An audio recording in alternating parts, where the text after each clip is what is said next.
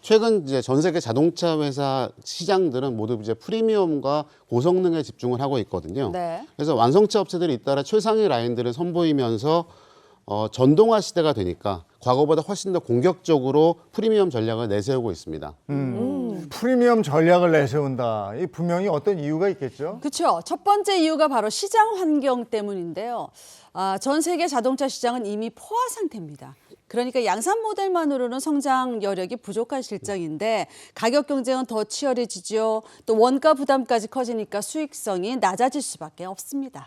그리고 여기에다 이제 중저가 전기차를 무기로 한 신규 업체들이 굉장히 많이 특히 해외 시장에 빠르게 진출하고 있거든요. 네. 그래서 기존의 완성차 업체들이 그 압박감을 느끼는 게 훨씬 더 커져가고 있어요. 그러니까 더 높은 성장성을 위해서 고급화 전략을 쓸 수밖에 없다. 이런 이야기인데요. 네, 그렇습니다. 그래서 고급차 시장은 규모는 작지만 이제 가격대가 높고 마진율이 좋기 때문에 장점이 되는 거고요. 네. 그리고 브랜드 이미지 역시 크게 높일 수 있는 방법이 됩니다.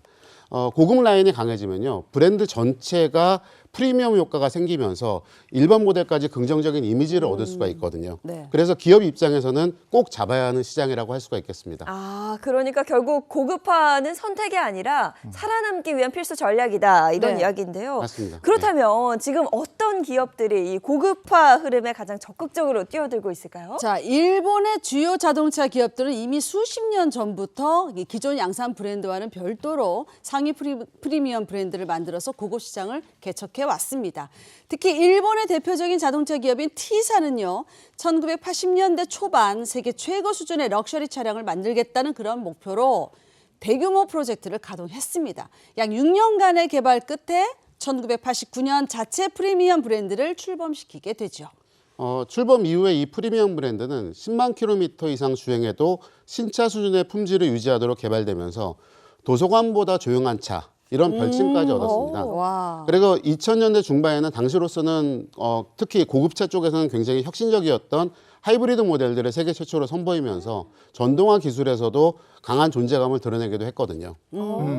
그렇다면 국내 자동차 기업 중에서는 어떤 기업이 프리미엄 집중 전략 취하고 있습니까? 네, 국내 자동차 기업 H사 역시 10년 전 국내에서 처음으로 이 독립 프리미엄 브랜드를 만들겠다는 결정을 내렸습니다.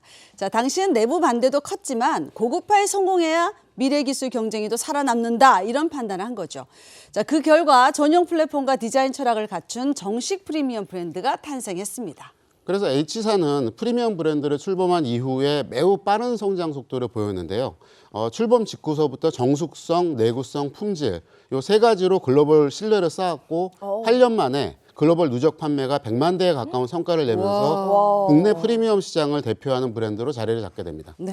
그런데 최근 이 프리미엄 브랜드가요, 창립 10주년을 맞아서 또 새로운 승부수를 던졌다고 하던데요. 네, 국내 자동차 기업 H사의 프리미엄 브랜드는요, 프랑스에서 새로운 고성능 전기차를 최초로 공개했습니다. 자, 단순한 신차 발표를 넘어서 브랜드 출범 10주년을 기념하는 첫 번째 고성능 전기차 모델이라는 점에서 업계의 관심이 컸습니다. 네, 일단 이 차는 고속에서도 출력이 쉽게 떨어지지 않도록 구동 성능을 안정적으로 다듬은 점이 핵심이고요.